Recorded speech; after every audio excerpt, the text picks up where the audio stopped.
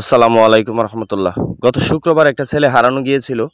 আল্লাহ রহমতে আমরা ছেলেটারে সুস্থ অবস্থায় ফিরে পাইছি। তার জন্য আল্লাহর দরবারে অসংখ্য শুকরিয়া জ্ঞাপন করি। এবং আপনাদেরকে কিছু কথা বলি। কথাগুলো হচ্ছে এই যে মহিলাটা দেখতেছেন, ওনার ছেলেটাই হারানো গেছিল এবং আল্লাহর রহমতে অবশেষে ঘুরে আসছেন, ফিরে পাইছেন সুস্থ অবস্থায়। কিন্তু একটা চক্র কালকে সকালে ফোন দিয়া তাদেরকে বলতেছে যে এই ছেলেটারে তারা ব্রাহ্মণবাড়িয়া পাইছে এবং পাওয়ার পরে তারা মেডিকেলে ভর্তি করাইছে, গুরুতর আহত অবস্থায়। এখন রক্ত দেওয়ার ক্ষেত্রে টাকার দরকার, ইমার্জেন্সি। তো তারা বাড়ির থেকে ৮,৬০০ টাকা ব্যবস্থা করে তারা পাঠানোর পর থেকে এই চক্রের নাম্বারটা বন্ধ এবং এই নাম্বারটা আর খোলা হয় নাই। এই নাম্বারে আর কল দেওয়ার পরেও দেখা গেছে যে নাম্বারটা আর খোলা নাই। এটা একটা বাটপার চক্র।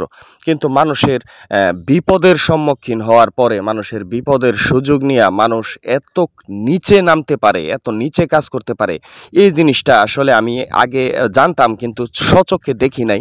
কিন্তু এই ঘটনাটা দেখার পরে আমার খুব কষ্ট লাগছে যে আমরা বাংলাদেশের মানুষ এতটুকু নিচে নামলে মানে কতটুকু খারাপ হইলে যে একটা অসহায় মার সন্তানটা হারায় যাওয়ার পরে মিথ্যা আশ্বাস দিয়া তাদের কাছ থেকে টাকা পয়সা নেয়। এবং দেখা গেছে যে ছেলেটা কালকে রাত্রে ফিরে আসছে বাড়িতে এবং সুস্থ অবস্থায় ফিরে আসছে। আলহামদুলিল্লাহ, আল্লাহর অশেষ রহমত।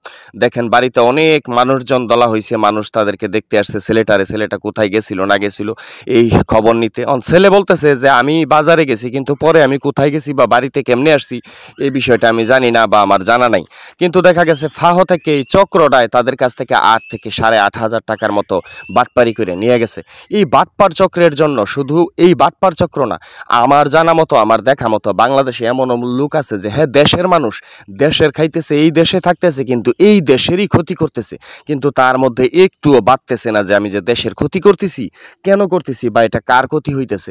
আমি যদি দেশের বিষয়ে না ভাবি, আমার দেশের বিষয়ে আমি না ভাবি, আপনার দেশের বিষয়ে আপনি না ভাবেন, তাহলে কেমনে হবে।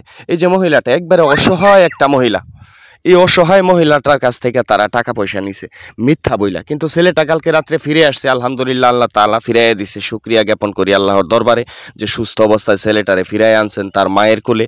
কিন্তু এই দুষ্কৃতী চক্রের বিচার হোক। থানার মধ্যে জিডি করা হয়েছে, নাম্বার দেওয়া হয়েছে।